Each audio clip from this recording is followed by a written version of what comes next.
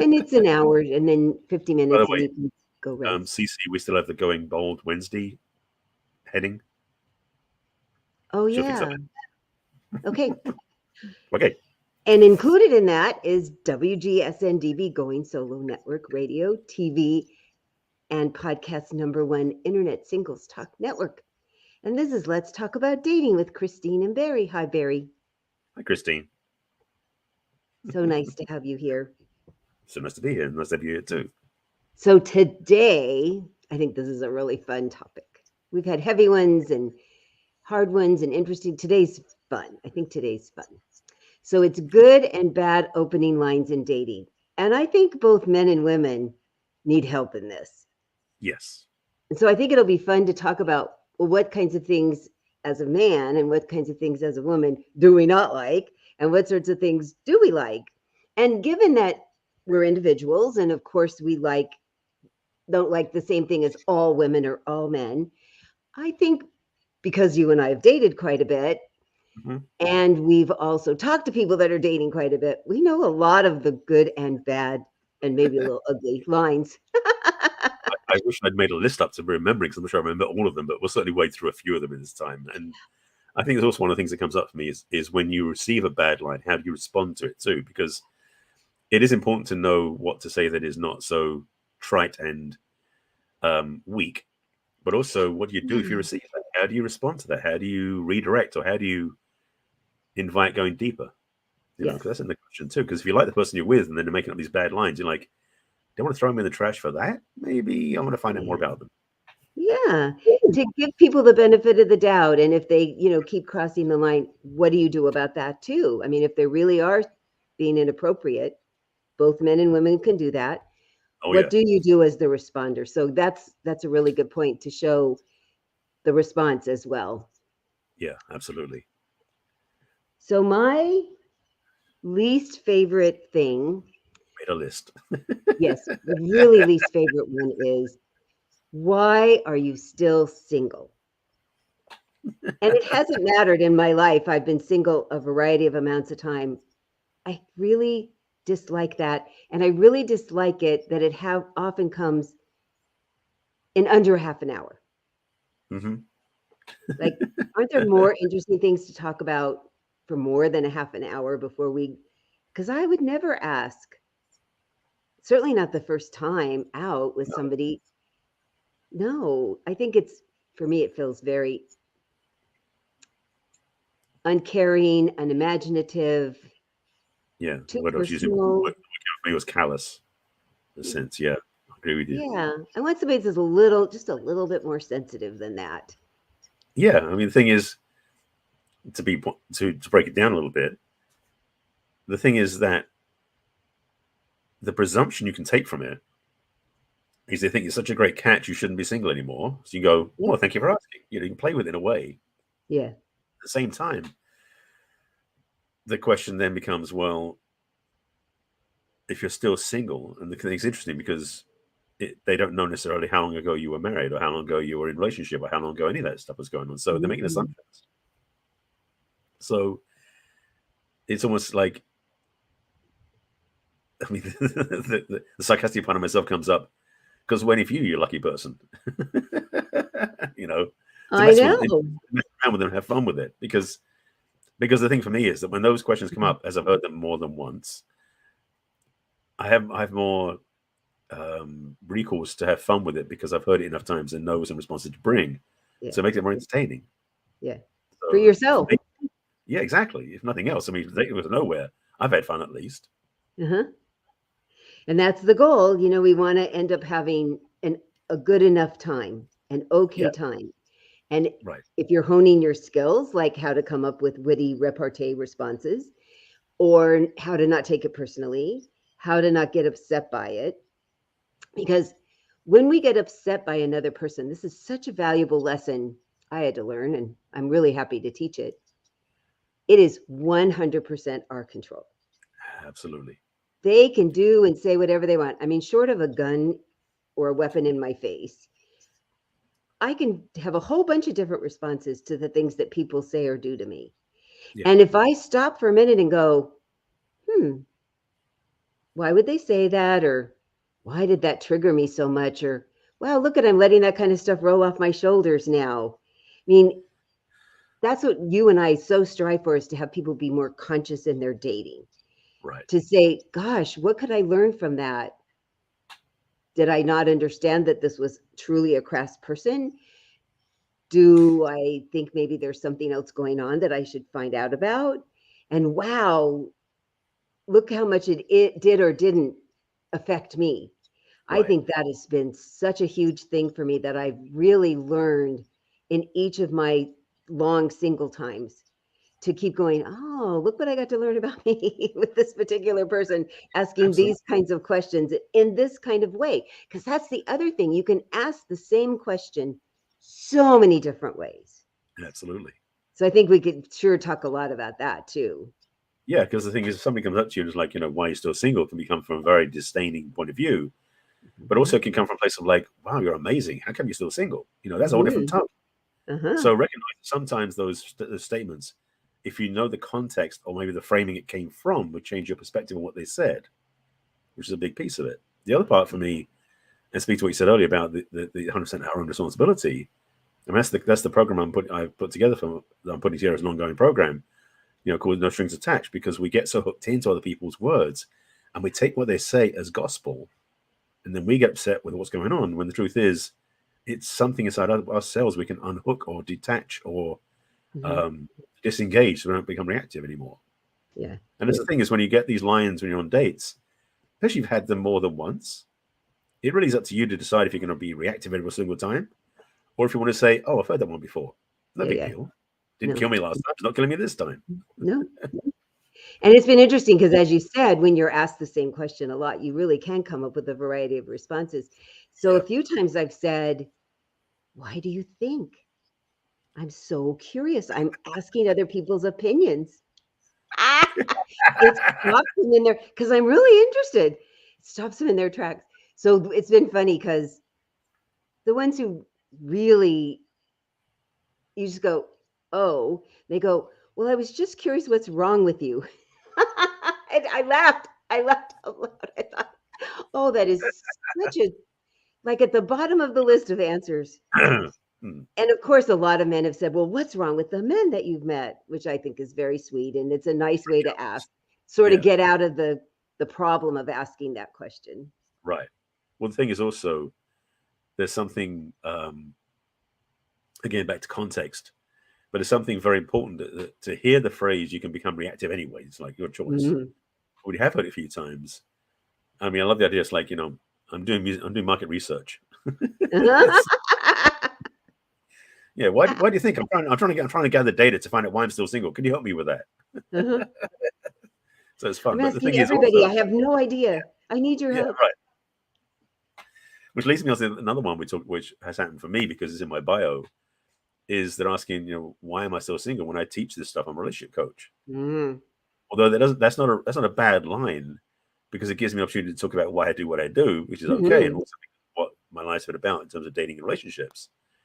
But sometimes, again, the presumption people make before they ask the questions can be so, frankly, eliminating them from my choices, like Mhm. eliminates them from my desires. Because if they're so attached to judging that as wrong, I'm not Yeah. sure I want to hang out with So that's been really funny when some of their answers I go, "Oh, this really stumps them.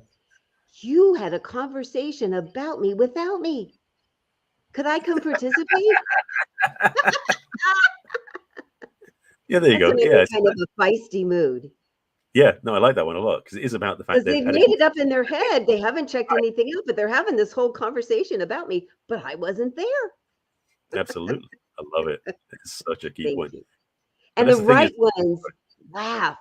They stop for a second and they go, "Oh, that's really fun. That was a good response." And then there's the ones that get all huffy and it's, they take it personally. And I go, "Sorry. Seems that that's what happened. I do it too. Everybody yeah. does it." Well, that's the thing is also your response can be a good test of them in return. That's the other part. When someone Mm, asks you a question or an opening line that you mess with or you play around with, yeah. do they get what you're saying, or do they Yes. stay attached to the question? Yes. Because that right there can be a deciding point of like, okay, walk away, or this is fun, let's play. This is fun. Yeah. Yeah, Because it's fun if somebody gets it and then they come back and then you can have like this just fun thing where you like keep sparking each other's brains. Oh, I just find absolutely. that the most Oh, fun. yeah, that stimulation is so much fun. That's frankly, I mean, the people use terms like sapiosexual. It's like having someone who's got a way to think and be nimble in their thinking process is a very sexy thing as well. So in a They way, can, this can become a great testing bed to see who they are and where they come from. yes, they can think and talk at the same time, What a which I concept! mean so positively because some people really are just talking and you can tell they're not really thinking about what they're talking about. And it's not that I want you to analyze everything. I want it to be something that you've thought about, that it's a well thought out thought. Right. And sure, I can speak off the cuff as you can, and it's fun when you meet somebody that can. And generally, the stuff that I say off the cuff, it's Hmm. because I've thought about it before, I've discussed it before, I've refined it before. Especially Right. if somebody wants to know what we do and how we do it and why we like it so much. It's something Yeah. I've said a lot. I love it when they ask me some question I haven't been asked. And it's lovely to be asked. So the nice parts is when they go, well, tell me more about that. Tell me more about what you do. And to understand it's not who I am, it's what I do. Right. Tell me more about this. Can you really read people's minds? Boy, what are the hardest ones? What are the most fun ones? Because I'm going to ask them the same things about whether they're working or retired. What did they do and what do they do with their time now? Then it's not even in the back of their mind, if they're intimidated by our profession, that at least they're inquiring enough. They want to see if they can understand it. They want to ask the questions about the things they're worried about that I'm going to be able to, the bad things they think I'm going to do. And to learn that that's not what I do in my job at all. And certainly not who I am as a person. Right. And that's the thing as well, that there's such a key component. It's almost like you have that initial or first line that's good, bad, or indifferent. But a key thing to talk about here is because a lot of times, especially in bars and that crazy scene, you go up to somebody and say a line to them, and they're going to walk away right off the bat.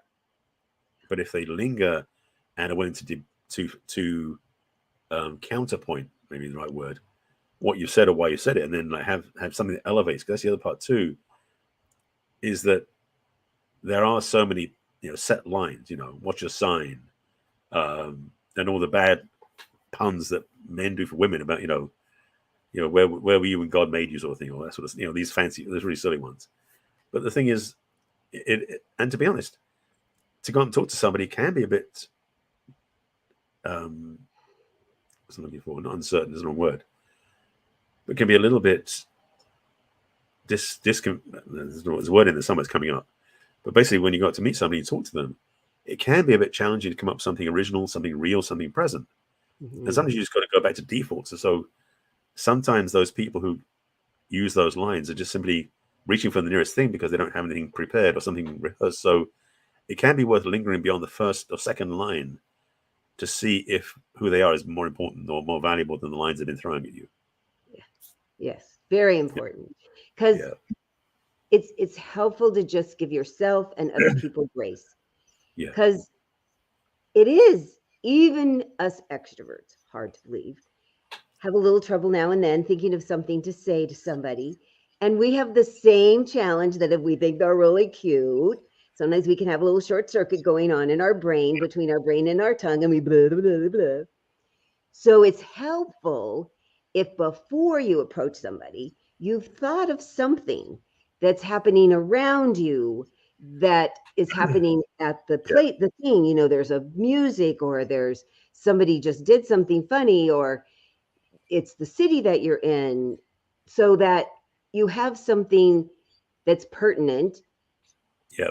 e.g., and that they could answer with more words than just yes or no, because that's really important. You want them to say more words than just yes or no. Absolutely. And I mean, the term that came up when you saying that is kind of like being verklempt, which is a Yiddish word. Yes. It's that feeling of being like blocked at the voice box. You can't speak about what you want to say. Yes. And the truth is, when you're in that place, you can still say, I want to say something, intelligent, smart, funny, entertaining, but nothing's coming out. My apologies. Yeah. That's a good line too, because it's the truth. Yeah. So there's no reason, and I'm telling myself this as well, to not have ability to approach somebody and say something, even if it's the fact that you're not comfortable approaching them. Yeah. Being So there's, transparent can be yeah, so helpful for both people because absolutely, it's going to take a little of your pressure away just saying it out loud, even though it's really hard to say it out loud. And yeah, then you're going to watch the response of the other person. Do they go, oh, wow, that was like so cool that you were so transparent about, because I'm feeling a little nervous too. Or as nurturing kind of people will do our best to put you at ease, oh gosh, thanks for coming and talking to me. I like your shirt, or wow, where did you get your cool glasses? And we want to help you when you're being so lovely. We don't right, really want to help you dig yourself out of a hole if you've been crass or inappropriate. But when you've come and said, I really wanted to talk to you and I didn't know what to say, oh exactly, gosh, the right kind of person would be okay with it. I would think it was charming. I would hope that you would be able to talk once we've started, because that would right, be really hard. But that somebody, my part is like, oh, they so trusted me to be vulnerable. That's very appealing to me, Christine. yeah, And so then you weed out the people that go, oh, God, I don't want somebody that talks like that. That's really weak. And I like the guys with the slick lines. Well, then they're not your person. exactly. And you find that out right away. In fact, that's a good vetting system in a way to be able to come to somebody and not have a perfect line in place. And when if they decide to disdain or judge you, that's a good sign to walk away. Mm-hmm. They're not even the one you want to be with. Mm-mm. So, as a woman, for me personally, and my clients, my female clients that I talk to, we would prefer you not make the first comment about our physicalness. You can say beautiful eyes, you can say pretty smile. Wow, your outfit is, I love the color. Wow, it looks really great, but nothing about our body. Right. Even if you think it's the hottest thing you've ever seen in your life, generally we'd like you not to mention it right away. We want you to, it's okay if you see the physical part of us and make these more broad comments. And then to ask us something about what we think about something, how we feel about something, because you're already liking how we look, or you wouldn't come up to talk. You Right. want to see if you like how we feel about things and how we're thinking about things. So get to that right away. We like that. That's a key piece of advice right there, because we are as men focused on the visuals and on the physical. Mhm. It is top of mind to us when we see a woman as attractive, because first of all, we haven't talked to her yet, so we don't know if she is behind the eyes anyway. No. But secondly, what gets their attention is what's appealing physically. Yeah. And hopefully the woman knows that's what's attracting us initially, because we haven't said anything yet. Yeah. So to speak to somebody and have a conversation that is deeper, or not like ignoring, but just passing by that whole piece, is a healthy approach and respectful as well. Yeah. And I know for myself, I've talked this, I think I talked about this before. My comfort level around beautiful women was basically absent up until about 2006, 2007. Because Absolutely. Ah, I wasn't comfortable talking to beautiful women. I would definitely be verklempt. I'd be like stammering, clumsy, walking away. I wouldn't even approach half of them wow. because I had a lot of judgment about myself. And I'd done a lot of work on this stuff. Yeah. But the thing is, since that point, I found a lot of ease and grace talking to beautiful women. And the thing is that I'm not to toot my own horn, but I do have a sense that I've really come a long way, because my ability to communicate, like putting some things to the side that would normally be right front and center, is, I think, what every man would learn how to do with a great gift. Because the truth is that many men, unfortunately, are still attached to that physical appearance piece first. Hmm. Now, and to be transparent, I am as well, but I don't talk about it. Yeah. Yeah. And You know, I think talking about it lets you know that you're so normal and that, oh gosh, everybody does this. And for the really beautiful women that I've talked to, I mean, the ones that are models, the kind that people stop talking when they walk in the room, they get tired of people not coming up and having regular conversations with them. Right. And they understand it's because they're blah, blah, the short circuit has happened between their ears and they don't know what to say. And they're like, just come say hi. Ask me if I have a pet, Yeah. see if there's something, a place that I've traveled recently. What do I like about what I do for a living or don't like? And the people that are brave, the men, because it's mostly women I've talked to, because women get tongue tied, but I think truly because men can just walk up to women, especially when they're really good looking, and the women just turn into puddles. So it's really kind of a different atmosphere when the guy walks up to a really beautiful woman, that when you just talk to them like a regular person, if they're not all arrogant and stuck on themselves and only looking for a multi-gazillionaire, they're relieved to have a conversation, to have somebody that doesn't just want to talk about their body and aging and what magazine they were on last, or that there really is other parts of them. So they're just starving, they've told me, starving for people to have a real conversation. So men, when you see those really gorgeous women, if they're your type, there's lots of them that would be really happy for you to come and talk, even if you're stumbling all over yourself. I would definitely agree with that. I went on a couple of dates 2 weeks ago, 3 weeks ago, was one of them went on the dating apps. But she is a model and a photographer, but there's no way that I would expect someone like that to look like that to actually respond. And we went a couple of times, and it didn't work out because stuff I had to work on. But the thing was that it was so relaxing and easy because there was almost part of it that just simply said, "We know that. Let's forget about this. Move on." Yeah. And we had such a great conversation and really, really fun stuff. And it was really enriching and enjoyable to have this conversation with this woman who was stunning. I mean, she's gorgeous, but also had a mind and a heart behind the physical body. So that's the thing, which is what we forget. Because the thing again, men being single focused, we get stuck on one of those things and then not see anything else.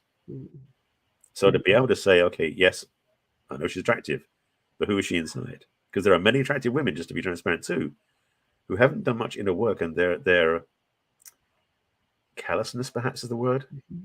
Their ability, the inability to connect on the heart level is so evident and distressing. It's almost like hard to be around them because they haven't connected there. Because it could be whatever they've been through, but still, because the work I do, they'll be a better client than date. And that's the other part I've had to deal with as well, is the dating apps. And this sidebar, no, it's not part of this direct topic, is that going on dates, and you may have experienced the same thing, is having been on dates with people who seem to wear their issues on their sleeve. Like I can see them on broad as day. Yeah, you see it.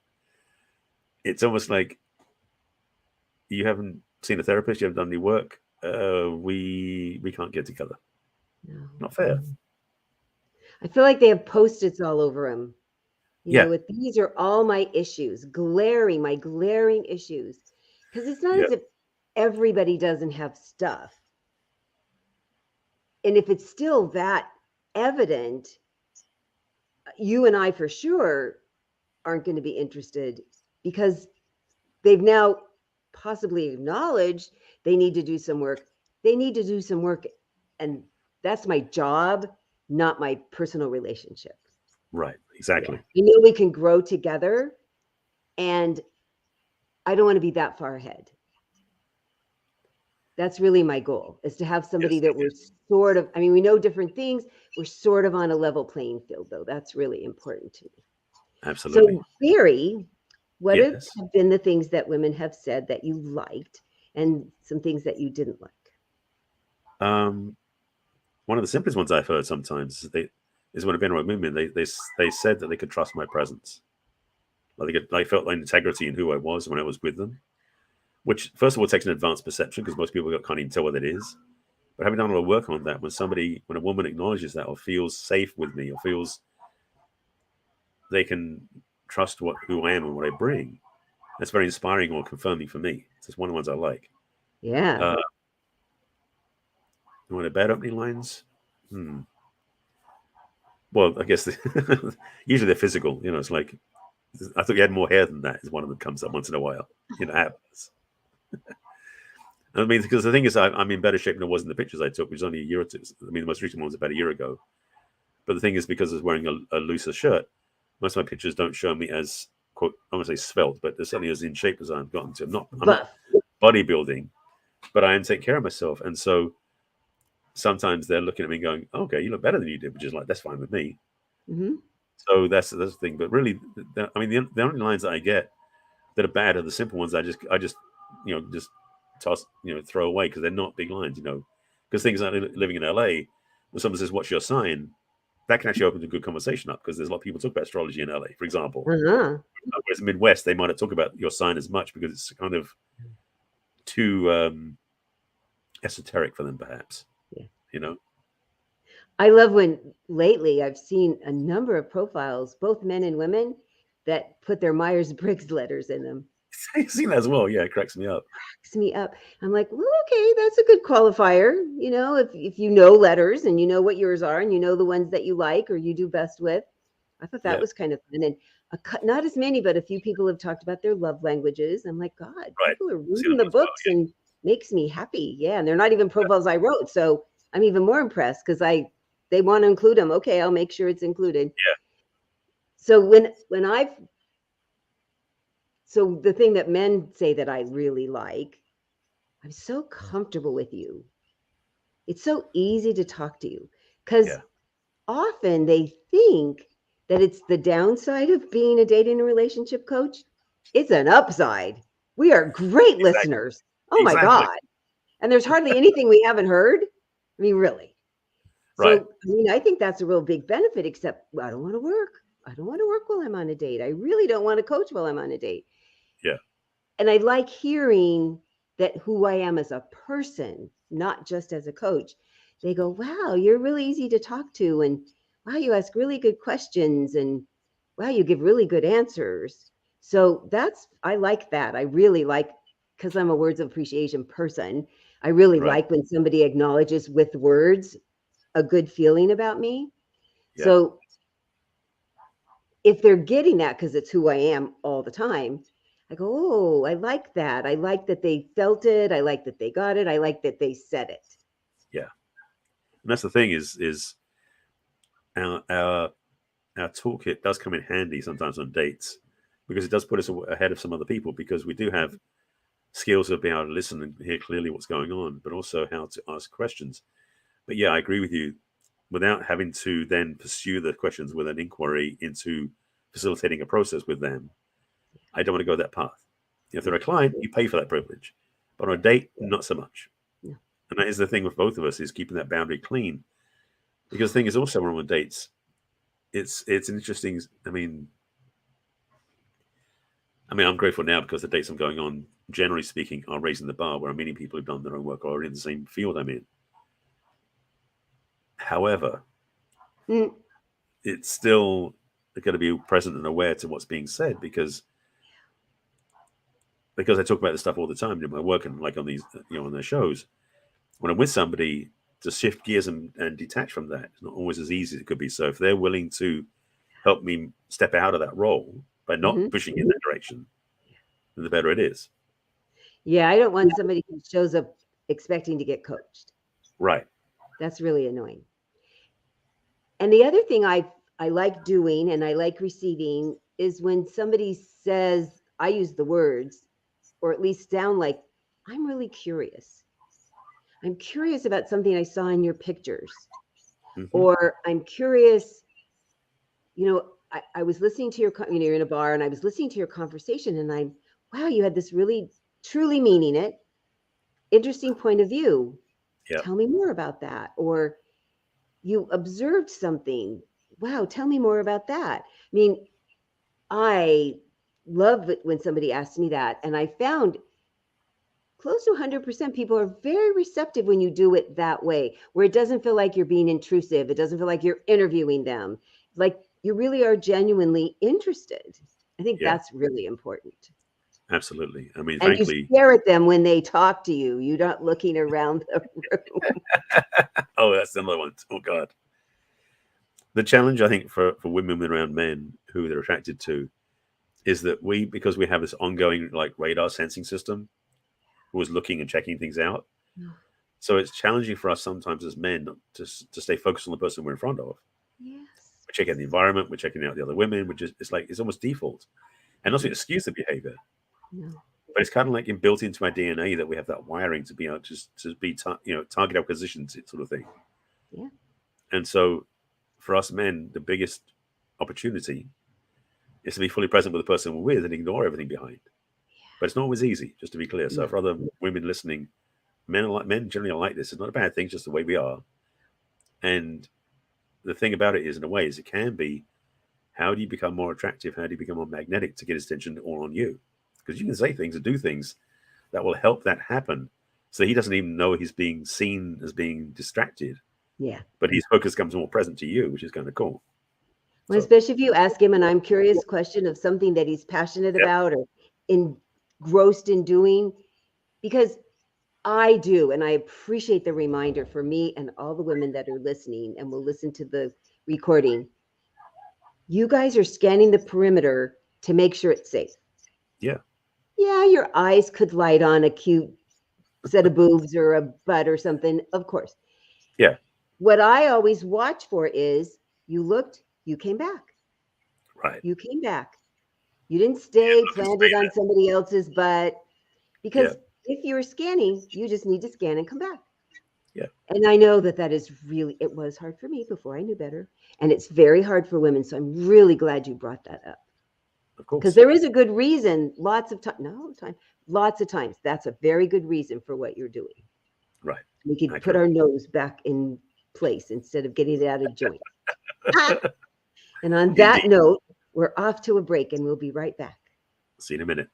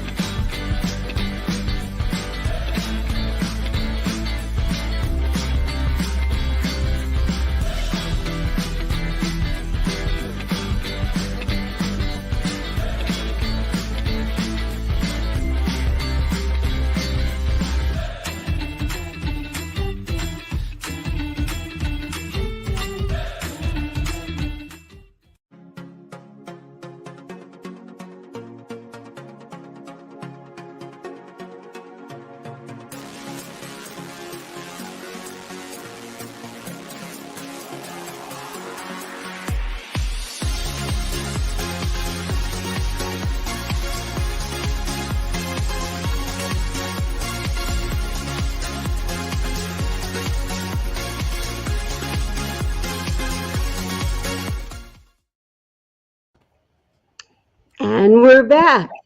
We are indeed. We're talking about good and bad lines when you're first meeting somebody and how to bring them towards you or how to make them run away. Maybe you really do make them want to run away if they're not your type. I don't know. That's the thing also, again, if you're the receiver of those lines, you can decide if you want to bring them closer or push them away as well. So it's both sides. Mm-hmm. And so the key thing is that dating is, I was going to say, it's a, what's it looking at? Let's say combative sport. No, that's not the right word I was looking for. But it's a contact sport. That's what it is. Dating is a contact sport, which means that it is sometimes make mistakes along the way. So I said at the beginning, I'll say it again now, is when you're on a date or when you meet somebody and the line comes out that is less than ideal, are you going to judge it and blame the person right from the get-go? Because it's probably your stuff. Or are you going to be willing to inquire further or to see if there's something else going on, has more value, has more impact? Because the first line, oftentimes, to be honest, when people give up their lines, they're not expecting to catch that person with one line and to make them your partner the rest of your life. Let's be real about it. However, it can create a conversation or create an opening for a conversation. Mm-hmm. And so having fun with them and how to be in rapport with them. So whatever they're talking about, you actually go deeper and deeper and deeper with is really wonderful. Mm-hmm. You know, I mean, we haven't talked about opening lines that we recommend yet, but we'll get to some of those too. Yeah. I'm not sure. I might have talked about this date that we'd talked online and I think we even had talked once on the phone, and then we were going to meet at this Greek restaurant in my neighborhood. And you park in the back, and then you walk under this grape arbor to go into the restaurant. And Right. we happened to get to the parking lot at the same time, and we got to the door at the same time. And I look up to him to say thanks for opening the door. As he's opening the door, and he leans down, he goes, "Wouldn't this be a great place to have an affair?" Oh, I know. I didn't know what to say. It kind of stopped me in my tracks. I even forgot to thank him for opening the door.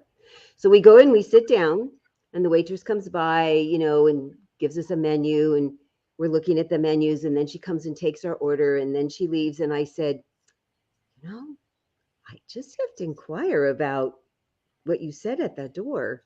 Yeah. It really caught me off guard, and could you tell me more about that? He goes, I have been stewing about it the whole time sitting here. I wished I had just put my foot in my mouth instead of saying it. I am so embarrassed. I can't tell you how upset I am about saying it. I said, well, thanks for the apology. And what do you think was behind it? He says, because I wasn't thinking about that with you. I said, well, thanks. It turned out he had not been divorced very long. It was less than a year, and she had cheated on him. So that was foremost in his mind. And he was really concerned about his children. They were minors, and she had this boyfriend, and he was concerned about them going back. And we had this wonderful conversation about what a good daddy he was being. And he was really and braiding his daughter's hair. It was this whole thing that he'd not really done before. And I said, well, you sound really nervous about doing a lot of this. He goes, I really am. And I said, well, would you like some, and this is before I was a coach, would you like some unsolicited advice? And he said, yeah. And I said, I think you need to just stay home and hang with your kids, do sports with them, go to the movies with them. All of you need to heal your hearts about the mom and the wife leaving. He said, can I tell you, I love getting permission. That's really nice of you. I really just needed somebody to say this is not a good idea. And we had this lovely conversation and this lovely lunch, and we parted ways, but it could have just been so offensive. If I was a different kind of person, I could have stomped away to my car and, oh my God, what an ass. And it turned out he was this perfectly lovely man that was way out of his element. And so it turned out good because I was willing to give him the bet. Now, if it turned out he was a jerk, I've gotten up and left. There was no need. He was lovely. That's the key. The thing about that is because that opening line, should we say, it could definitely be taken in a way that wasn't conducive or additive. Definitely. So I appreciate the fact that you got to check in and verify. Yeah. And then find a different answer. That's a good way to put it. Check in and verify. It sounds so clinical and businessy, but I think it could really help when you're all at Twitter and so nervous that if you put this very concrete, well, I need to check in and verify. And how can I do that in a lighthearted way that it could keep some of our emotions in check? I am going to steal that. You're welcome. I have definitely made some faux pas on my initial dates and initial conversations because, humanity shows up, stuff shows up, beliefs and rules and stuff shows up. So I think that underneath everything that we're talking about here in this show, in this particular topic, is that it's almost like there are no good or bad opening lines ultimately. It's how we respond to them, what we do with them is the key. Mm-hmm. Because and if you have a good intention, you have the best intention when you say it, even if you stumble. And that's the key, is to really get to know who you are. I mean, part of this journey, all the time we talk about this, is to get to know yourself better and start changing your own perspective. So those lines you come out with, because the other part also is when you do use those lines, if they're good or bad, is learn from what you've said and what the impact is. Because you can also learn, especially if you go on several dates with different people, you can test and verify what you're saying as well. Like this line Mhm. doesn't work, this line does work. So there's always it's part of a refinement process to learn what works. And a good sampling. So if you use the same general kind of line on 5 different people, Yeah, see what kind of response. If you get not a good response 4 times, maybe you need to think about it. yeah, The generally probably what's going to happen if you've really thought about it and you're not saying something offensive is you're going to get a variety of responses, and maybe a couple people respond the same way in a positive way and only one responds bad, and a couple they were a little confused and need more information. That's how you refine it. And the other part that I think is really important is if you've done the infamous list about what you're looking for, you can come up with great I'm curious questions and sharing, and you need to share about yourself as well. So wow, I truly saw this really amazing play this weekend at Cal State Fullerton. And it was a play I'd never heard of, and I'd never knew anything about it. And I even looked up a bunch of stuff afterwards because it was so fascinating. And it was the very first college in 1948 that was going to allow women to have the possibility to get a medical degree. oh wow, I know. So I had to look up when all that, it took 50 years, Barry. It took 50, it didn't happen until 1948. wow, That was the first medical degree given to a woman. So to say this tells somebody, I like going to the theater. I like looking. I am such a researcher afterwards. I was so intrigued of, wow, so many kids right now in college are feeling kind of entitled and everything should just be given to me. And you got to be in a play and see a play about, no, no, no. It took them 50 years to have this happen. I mean, the right, generations that went through this before they could actually get a degree, I want to see, does somebody else, they don't have to think this is fascinating. I want to find out what they think is fascinating. And I right, want them to think it's cool. I thought that was fascinating. So if yeah, I bring up something like that, I'm now curious, what do you think? Do you like the theater? Do you like going to music things? So when yes, you're having a conversation with somebody, telling them something about yourself can be very lowering your nerves and give you an opening to ask them to expand on an idea too. absolutely. And the thing is, it really is about having that sense of deepening, but also finding what excites you matches what excites them. Mhm, mhm. Because the thing is, in a lot of ways, those dating experiences are doing the parts that the profile matching doesn't do. Because the profile says there, this thing, this thing, and this thing. But to meet somebody, you can ask the questions that aren't on the profile. Yeah. In fact, again, another place to look for questions. If you want to have an Mhm. opening line, an opening line, ask them something that wasn't on their profile. But the thing is, when you discover something about somebody, you find out if that's a match for you. Like, if horse riding is something that you are definitely, I mean, it's clearly you are. But if you meet somebody who's never ridden a horse before, first of all, is that because they never want to ride a horse or because they haven't got around to it? In which case, they might want to learn. Mhm. So again, there's nuances in this whole thing. This conversation is really about being less attached to that one question, one line, one answer Yes. decision making. Because the truth is, we are always exploring and knowing and growing in what we're doing. So the questions we ask oftentimes the question we want to ask actually means something deeper, and we haven't got to that one yet. Someone says, what's your sign? You could come back with, for example, if you're tied to that question, what is it you're seeking? What are you trying to find out? Mhm. I say, well, on this sign, I'm finding what this is, and this, and this, and this. Oh, okay, that's great. I now know something about you. So there's lots of levels to explore. That the love languages piece, yeah, I've seen that as well. Finding someone's love language matches mine, that's a good start. But is it real? Is it true? Yeah. Because a lot of times people put stuff in their profiles they don't live by. So you want to double check. And I love that extra piece of, okay, if somebody's asking me my sign, asking them, what is it you are asking to learn? Is it just their throwaway line and they really don't care? Right. They're just going to see if I'm going to talk to them, which is still okay. Or are they Yeah. really interested? Because it's interesting. I follow my sign so accurately, and then there's some things that I'm so not. So I like learning that. And can they answer the same thing? Are they all like their sign, or are they a little bit like their sign? So even Yeah. that very benign thing that we all make fun of, that single people asked, "What's your favorite color?" and "What's your sign?" Right. There could be a deeper conversation. Barry always finds the deeper conversation. I do my best. So if you'd like to have a deep conversation with Barry or I, we'll tell you how you can do that. So the way to get a hold of me is to go to my website, which is www.theperfectcatch.com. Click on what's holding you back from love. That will give you a chance to sign up for a complimentary conversation with me, and we'll find out, how are your first meetings going? Are you interested in learning ways to talk to people in a more comfortable way? Everybody needs that.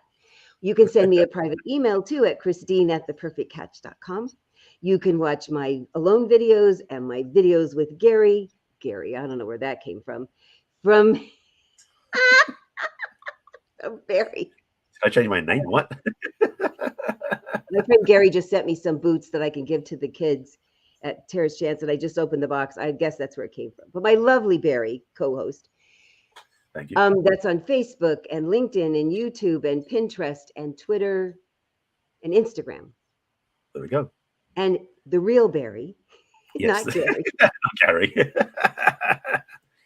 So you can definitely check my site out, which is barryselby.com. On the homepage, at the bottom of the screen, at the bottom of the page, there is a link to join my email list. Just join me and let's get my weekly emails. But up the top of the screen is to take the next step, which is to sign up and have basically a short discovery/coaching session with me to really get clear about where you are, where you want to go, and how I can help you. Also, my site is a lot of other stuff, my online courses, my coaching, and other things too. I share these videos out as well to my YouTube channel. So all my YouTube channel, all my social media, including my YouTube channel, is my name, which is Barry Selby. So Facebook, LinkedIn, Twitter, YouTube, TikTok, Clubhouse, Pinterest. Instagram is the one that's different because I had originally lost my account. So if you want to go to Instagram, you find me at the real Barry Selby. But basically, my name is everywhere on social media. you're Everywhere. And we will be also everywhere back here on next Tuesday at 1 o'clock, 4 o'clock Eastern, and all the times in between, talking about dating and relationships and provocative conversations that people seem to be enjoying listening to. They seem to be getting some assistance with their dating lives, and we're thrilled about that. So please share this with other people that you think might be stumbling around in their dating lives and wanting to get some helpful information. That'd be great. And we'll look forward to seeing you next week. Next week, same bat time, same bat channel. I was thinking the same thing. See you next week. Bye for now. Bye.